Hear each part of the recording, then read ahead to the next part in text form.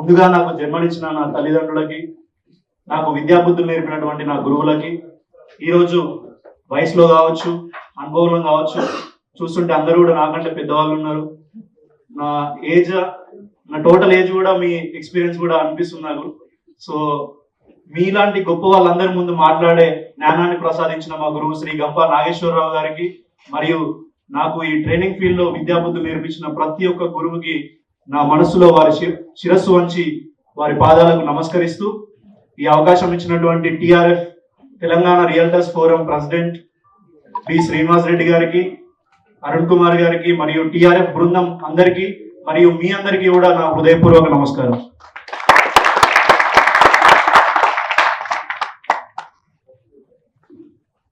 So today we are going to discuss real estate sales పైన మనం కొన్ని నేర్చుకోబోతున్నాం.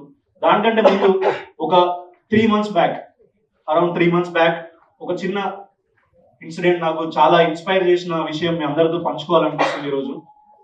And before that నేను చాలా కంపెనీస్ కి, దాదాపు ఒక 8 కంపెనీస్ కి, హైదరాబాద్ లో 8 కార్పొరేట్ కంపెనీస్ కి ట్రైనింగ్ వెళ్తున్నాను రెగ్యులర్ గా. అండ్ కరీంనగర్ లో ఒక కంపెనీకి వెళ్తున్నాను. కానీ for the first time in time లో స్టార్ట్ అయిన మీటింగ్ టిఆర్ఎఫ్ మీటింగ్ అని నేను మీ అందరికి తెలియజేస్తున్నాను. That is because of your discipline. So మీ అందరికి మీరు ఒకసారి గట్టిగా చప్పట్లు పెట్టుకోవాల్సింది ఉంది. Because decision makes us to start the work, but discipline makes us to finish the work. Right? So మీ అందరిని చూస్తుంటే ఎంత డిసిప్లిన్ గా ఉన్నారు, చాలా హ్యాపీగా ఉంది. మీ నుంచి ఈ రోజు నేను నేర్చుకోవాలనుకుంటున్నాను. అండ్ నేను ఎక్కడికి వెళ్ళినా కూడా ఏదో ఒక విషయం నేర్చుకుంటా ఉంటా. సో ఈ రోజు మీ అందరి దగ్గర నుంచి కూడా చాలా నేర్చుకోవాలని ఉంది.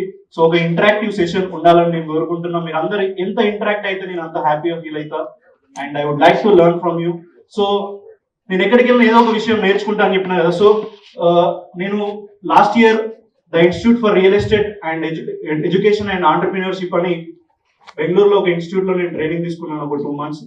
తర్వాత అక్కడ కొన్ని కంపెనీస్, బెంగళూరులో మెట్రో హోమ్స్ అని ఒక కంపెనీ ఉంటుంది. సో నేను అక్కడ కూడా రెగ్యులర్ ట్రైనర్ గా వెళ్తాను. So October November I guess October అనుకుంటా. సో ఆ సందర్భంలో నేను మెట్రో హోమ్స్ లో ట్రైనింగ్ సెషన్ పూర్తి చేసుకుని ఈవినింగ్ సెషన్ పూర్తి చేసుకుని నైట్ అక్కడ ఫ్లైట్ ఎక్కి మళ్ళీ మనం హైదరాబాద్ ఎయిర్పోర్ట్ లో దిగాను.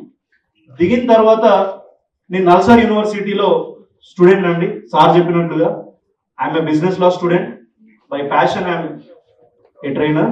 సో నేను నల్సార్ యూనివర్సిటీకి వెళ్ళాలి. నేను ఇక్కడికి దిగే వరకు అరౌండ్ 2 o'clock నేను దిగాను. దిగి నేను క్యాబ్ బుక్ చేసుకున్నాను అండి. క్యాబ్ బుక్ చేసుకున్నాక తర్వాత క్యాబ్ వచ్చింది. నల్సార్ యూనివర్సిటీకి నా జర్నీ నడుస్తుంది. సో నేను చెప్పినా కదా నేను ఎక్కడికి వెళ్ళిన ఏదో ఒక విషయం నేర్చుకుంటా అని చెప్పి. సో ఆ క్యాబ్ డ్రైవర్ తో మెల్లగా ముచ్చట కలిపినాను. నేను ఇంకా తెలంగాణ యాసలో మాట్లాడుకుందాం, ఓకేనా? అందరికి అర్థమవుతుంది కదా. తెలంగాణ రియల్టర్స్ ఫోరం కాబట్టి తెలంగాణలోనే మాట్లాడుతున్నాం.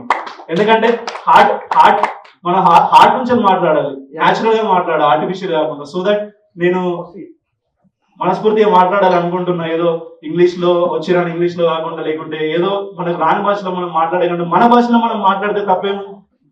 సో నేను తెలంగాణ యాసలో కొనసాగిస్తున్నాం. సో ఆయనతో మెల్లగా ముచ్చట కలిపి ఆయన దాదాపు ఒక 40 years ఉంటారు, ఒక బాబాయ్ ఏజ్. సో బాబాయ్ అని చెప్పి మన అంటే నేను విలేజ్ నుంచి వచ్చిన ఎవరినైనా ఒక మంచిగా సంబోధించడం నాకు ఇష్టం. సో బాబాయ్ మీరు ఏం చేస్తా ఉంటారు ఏందని చెప్పి ఆయన గురించి నేను అడిగిన. ఆయన ఇంట్రొడక్షన్ తీసుకున్నప్పుడు ఆయన చెప్పారు, నేను మల్కాజ్గిరిలో ఉంటా. ఒకప్పుడు మాకు మల్కాజ్గిరిలో ఒక డైరీ ఫామ్ ఉండేది, మాకు కొన్ని పార్లర్స్ కూడా ఉండేది.